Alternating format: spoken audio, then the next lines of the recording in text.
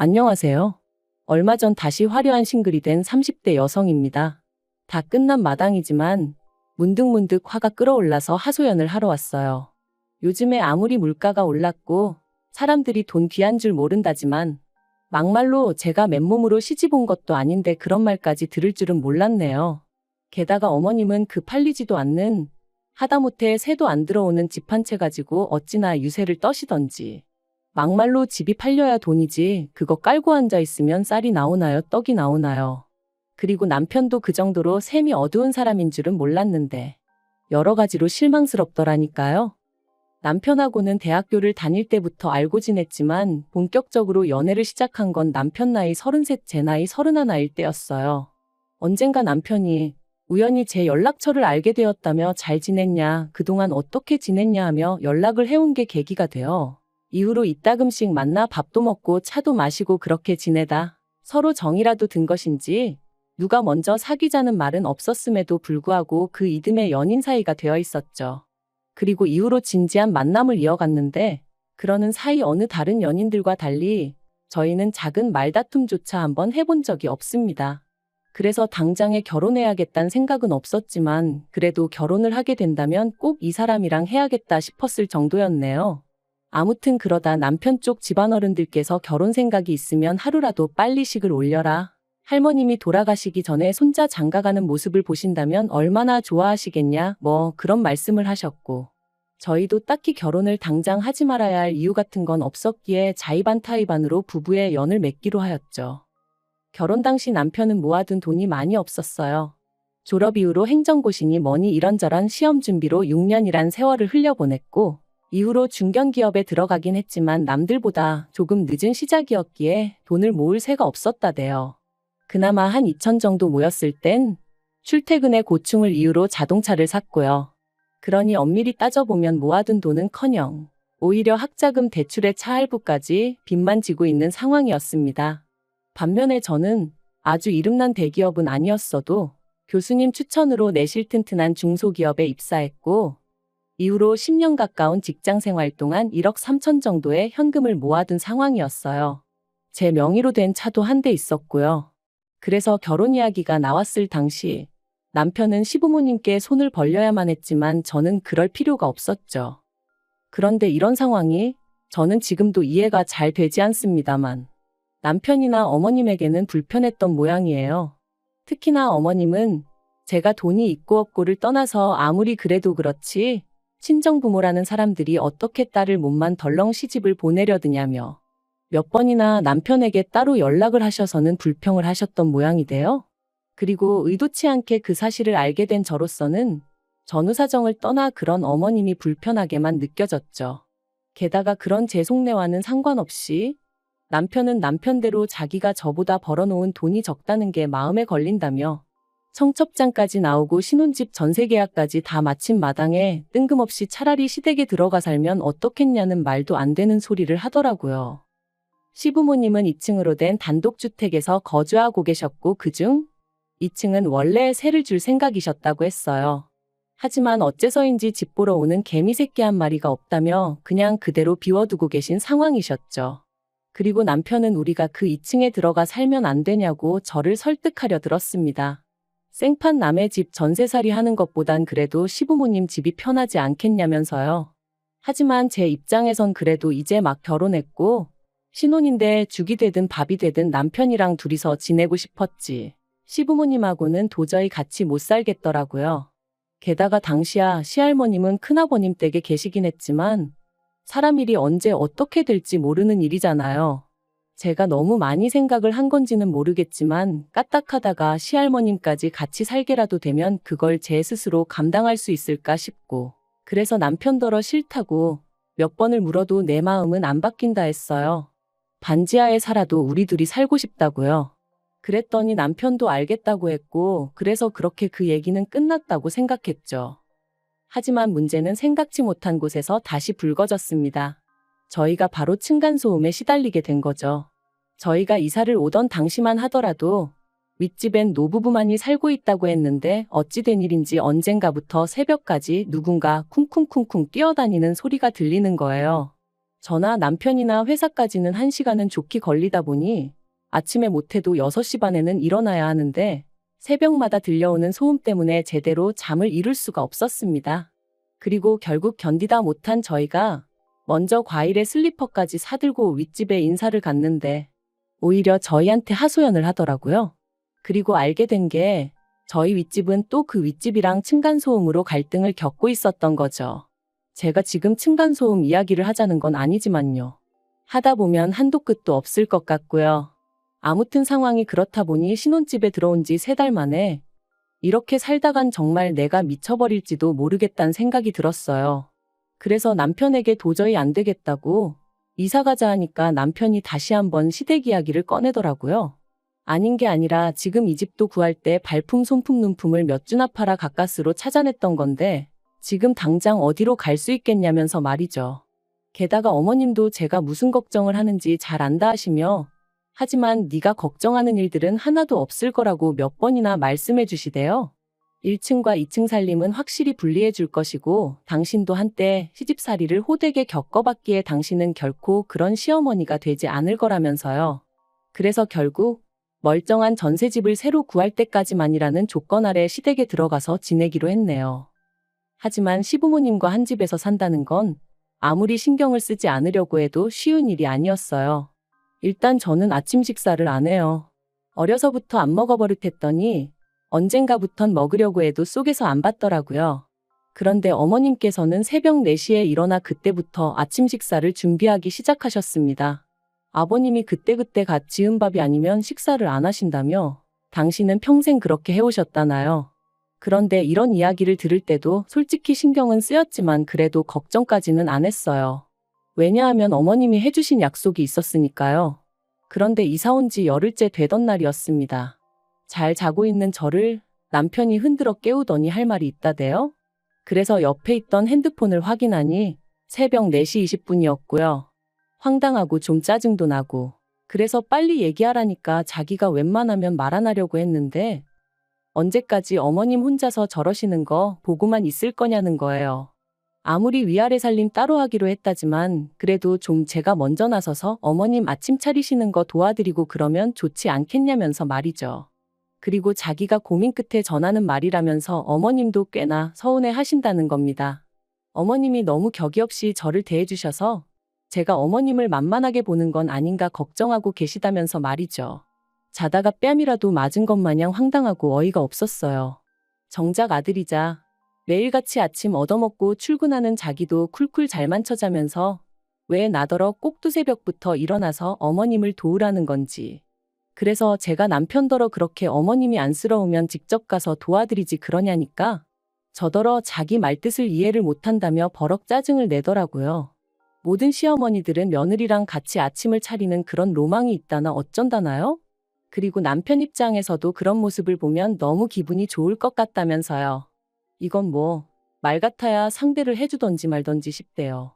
그래서 시어머니나 남편들은 그럴지 몰라도 며느리들한테는 그런 로망은 없다 했습니다. 그러니까 이번엔 자기 체면이 어떻고 그러는데 제가 남편더러 헛소리 할 거면 잠이나 자라며 그냥 다시 자버렸네요. 그리고 이후로도 이와 비슷한 일들이 몇 번이나 있었어요. 어머님 아버님은 아무 말씀도 안 하시는데 남편이 먼저 나서서는 저한테 가서 이것 좀 도와드려라 저것 좀 해드려라. 자기는 퇴근하고 와서 침대에 누워 쉬면서 저더러는 내려가서 어머님 아버님 말동무를 해드려라. 안마 좀 해드려라. 그래서 제가 나도 피곤하고 쉬고 싶다. 나한테 이래라 저래라 하지 마라. 이런 왈가왈부가 몇 번 이어지다 보니 결국 아닌 게 아니라 연애 때도 안 하던 말다툼을 하게 되대요. 그리고 그럴 때마다 그래도 바로 아래층에 시부모님이 계셨던 만큼 나름대로 조심조심 다퉜는데 결국 하루는 어머님이 위층으로 쫓아 올라오셨어요. 그리고는 하시는 말씀이 갈데없다고 사정사정하길래 들어오라 해줬더니 위아래도 모르고 아주 멋대로라며 소리를 치시는 거예요. 게다가 저를 딱 지목하시면서 특히 너 우리가 지금 누구 때문에 새도 못 놓고 이러고 있는 줄 아냐 하시더니 그러면 최소한 눈치는 보고 살아야 할 거 아니냐면서. 그런데 제가 뭐 혼자 들어와서 살고 있던 것도 아니고 뿐만 아니라 어쨌든 월세 낸다는 생각으로 달달이 100만 원씩 드리고 있었거든요. 그러니 어찌나 억울하던지요. 하지만 그게 다가 아니었습니다. 어머님께선 말이 나왔으니 하는 말이라 하시면서 옆에서 지켜보니 제가 남편을 너무 무시한다는 거예요. 남편이 한마디 하면 져주는 법이 없다면서 말이죠. 그러면서 네가 무슨 자격으로 내 아들을 무시하니 그러는데 황당하고 기가 차서 말도 안 나오더라고요. 그러자 어머님은 제가 할 말이 없어 말을 못한다고 생각하신 건지 아니면 작정이라도 하셨던 건지 처음부터 빈손으로 시집 오는 게 마음에 안 들었답니다. 그래놓고 이제 자기 아들까지 제 입맛대로 하려 든다면서 괘씸해 죽겠다는데 정말 어이가 없었죠. 그래서 제가 어머님한테 제가 왜 빈손으로 시집 왔냐 따졌습니다.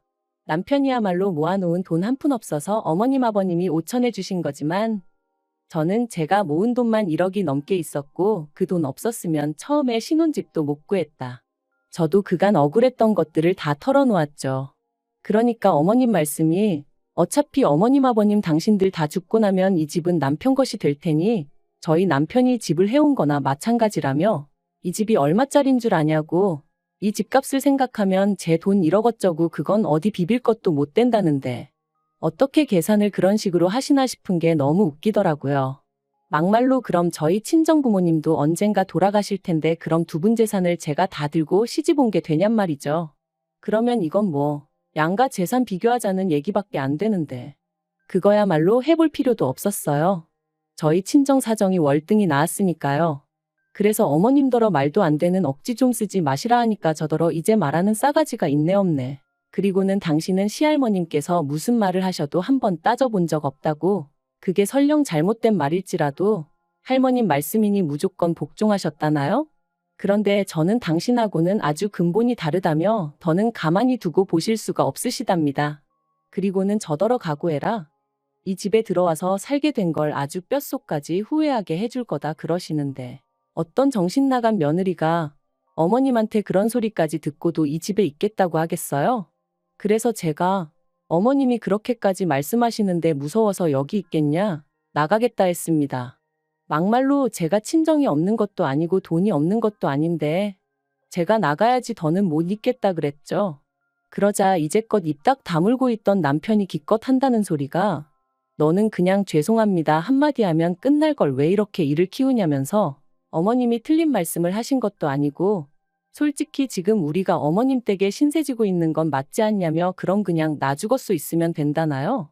그리고 그렇게 억울하면 제 1억을 어머님한테 전세보증금처럼 드리라며 그럼 어머님도 더는 저희한테 얹혀산이었더니 말씀 못하실 거 아니냐는데 그리고 어머님도 옆에서 마치 기다렸다는 듯이 당신 아들이 맞는 말만 한다며 남편 말대로 1억을 내놓으라셨습니다.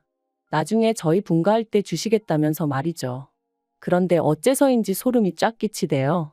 왜인지 어머님하고 남편이 뭐랄까 제 1억을 어떻게든 가져가려고 짠 것 같은 느낌이 들었으니까요.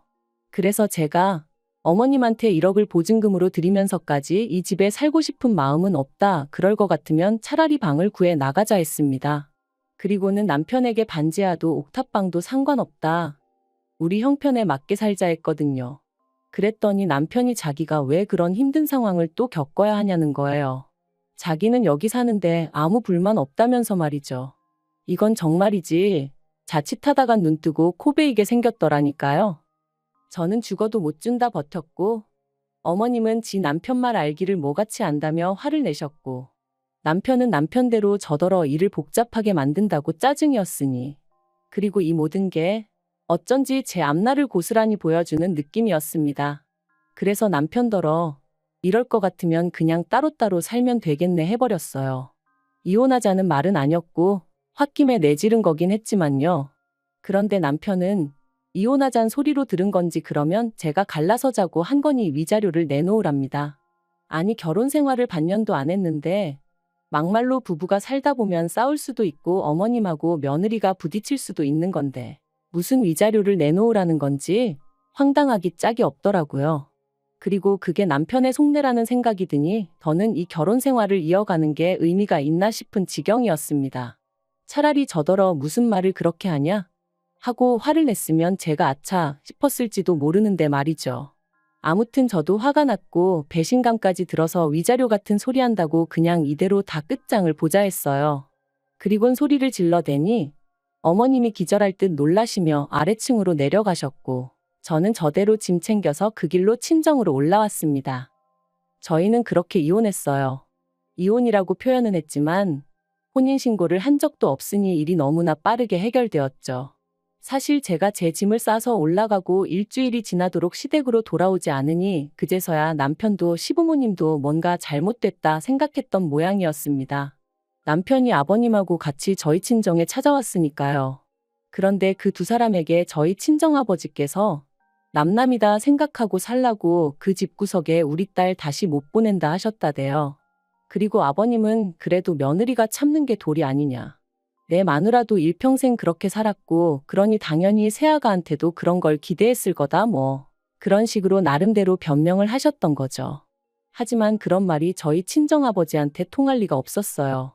저희 친정아버지는 친정어머니가 시어머니인 할머니나 시누인 고모들에게 시달릴까봐 늘 친정어머니를 제일로 챙기셨던 분이셨으니까요. 그리고 아니나 다를까 친정아버지께서 저희 아버님더러 안 사도니 할 말도 못하고 하녀처럼 살았건 말았건 그건 내 알 바 아니다. 하지만 내 딸을 그렇게 살게 할 생각은 없다. 그러니 찾아오지 말라 하며 돌려보내셨답니다. 남편한테도 가진 거 쥐뿔도 없는 자식이 내 딸은 목숨만큼 사랑한대서 믿고 보냈더니 실망이다 하셨다네요. 마음 같아선 더한 소리도 하고 싶었지만 그래도 꾹 눌러 참으셨다면서 말이죠. 정말이지 누구 말대로 애라도 생겼으면 일이 훨씬 복잡해질 뻔했다 싶고 지금은 어떤 의미로는 그 층간소음 유발자에게 감사한 마음까지 들어요. 덕분에 그나마 일찍 남편도 그렇고 어머님의 본색을 알아차릴 수 있었으니까요. 아무튼 친정아버지는 물론이고 친정어머니까지 나서서 저더러 기죽지 마라 아니다 싶을 때 딱 돌아설 줄 아는 것도 용기고 대단한 거라며 저를 응원해 주신 덕분에 저는 지금 다시 예전처럼 제 인생을 즐기며 사랑하고 있습니다. 앞으로도 더 행복하게 잘 살게요.